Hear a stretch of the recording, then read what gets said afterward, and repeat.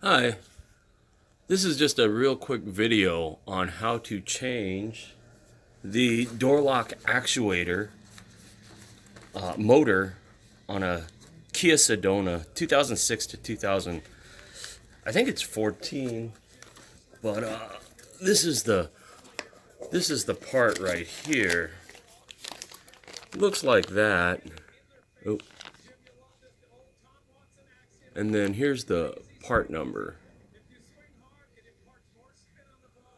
Some people have actually replaced this whole unit, but in actuality, you only need to replace a motor in this guy right here.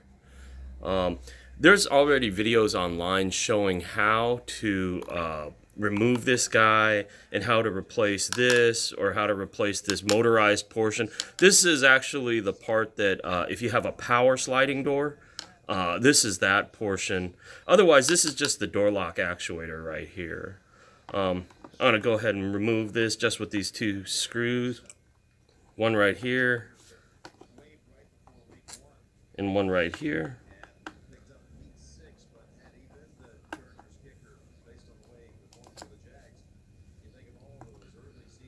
And when you flip this over, this is attached right here.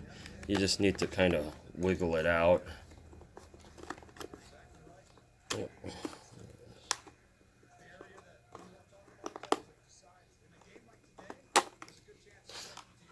So there it is. And this is just the part that swings back and forth to lock and unlock the door.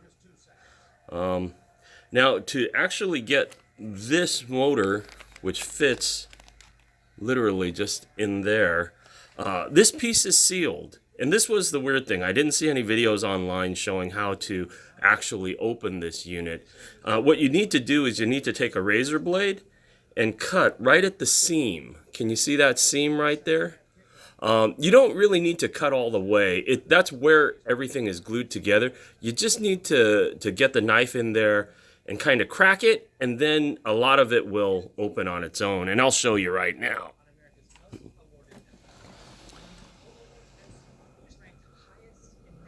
Okay. Oh, by the way, you want to take this thing off here. You can just get underneath it and just pry it off.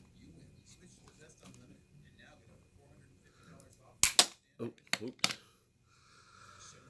And yeah, you just want to go for the seam.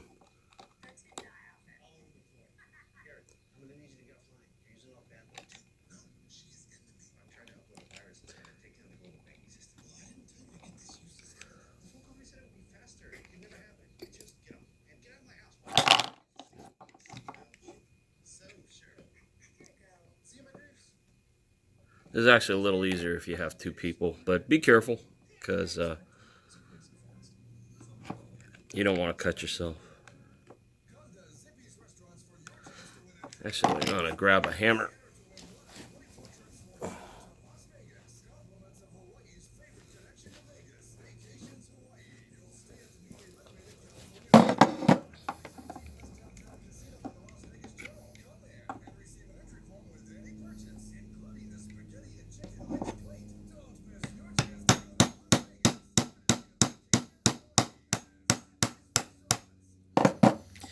And right as I got into that seam right there, you can see it's kind of splitting. At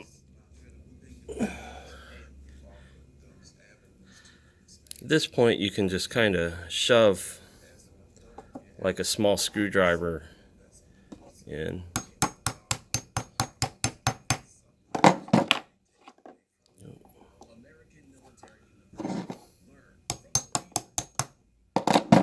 And you can see how it's splitting right at the seam. And you just follow it down with your knife and keep cutting them.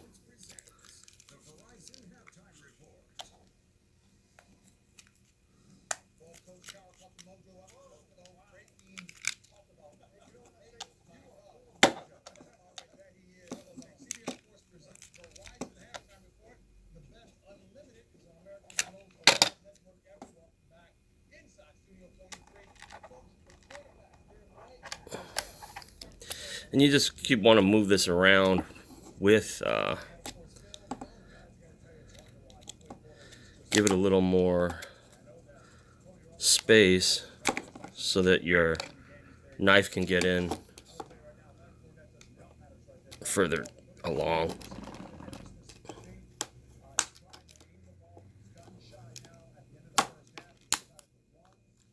And when you come to this portion here, it's not going to cut through with the seam. It's just going to cut right here. And so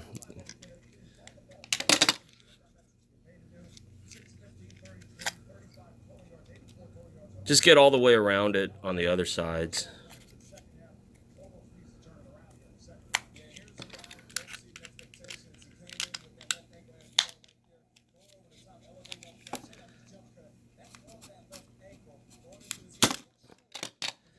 And so now you can see that I've gone all the way around.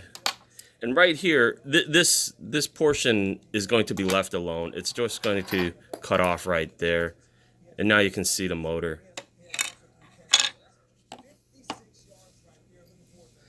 This motor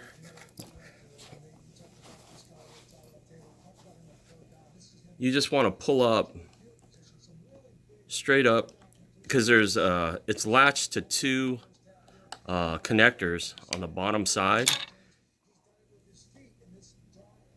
and then there's a little piece right on the top here that you just want to take off for just a second. And you can see these two connectors right here and here that fit into these two holes right here and here. Now this is the culprit. This is what goes bad in these vans. And so I'm just going to open the other one.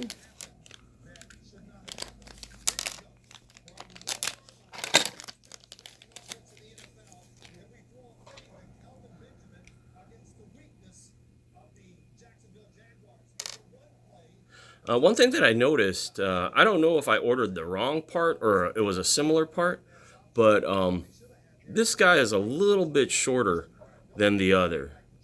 Now, it really hasn't made a difference. I've done this for about 3 doors on these vans with power and non-power with power and non-power sliding doors, and it was all the same. I just put this back on top.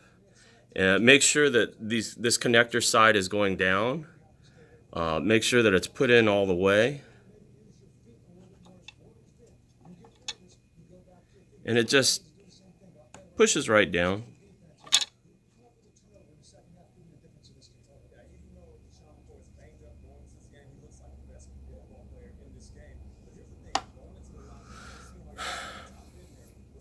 At this point, all you need to do is put the top back on.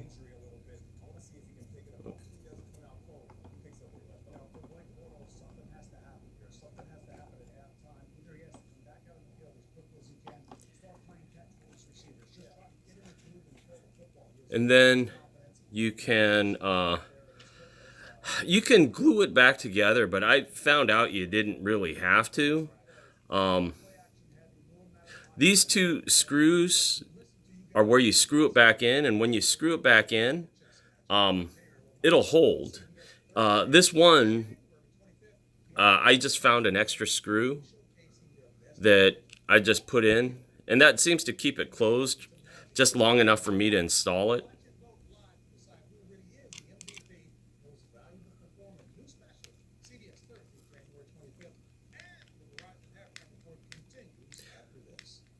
But I do recommend putting that third screw in, because the door lock motor, it actually does move around quite a bit. So when you do this, if you don't glue it all back together, you do want to have at least these 3 points holding this top down so that the gears don't start moving around inside because the top flips up or something like that. I'm going to put this back on just the way that I pulled it off. Let me go find that other piece.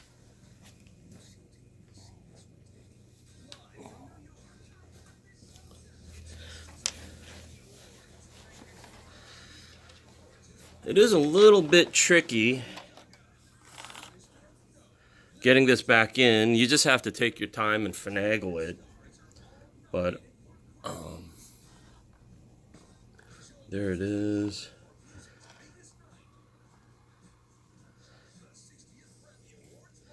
And it's just this hole that fits this way. But this unit has to fit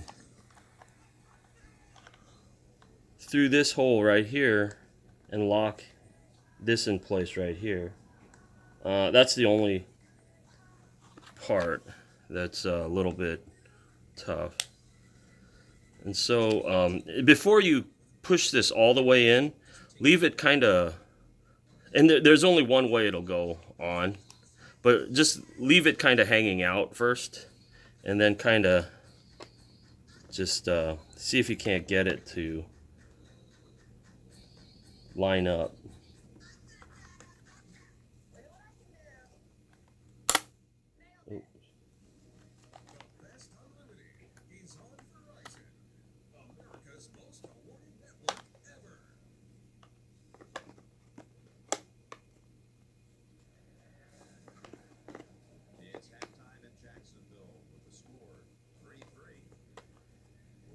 Okay, so I got it there.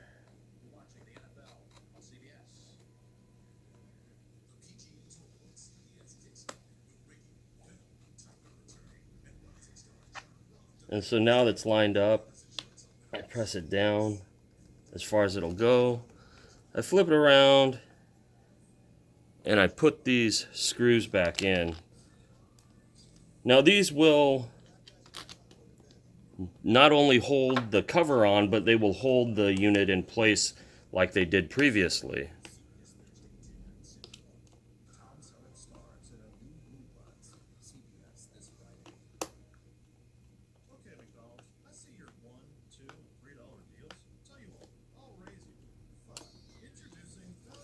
So now you see that on that piece that we split open, these 3 screws are holding the cap in place, and also these 2 screws here and here, you can see on the back end they're holding it to the unit. So that's about it.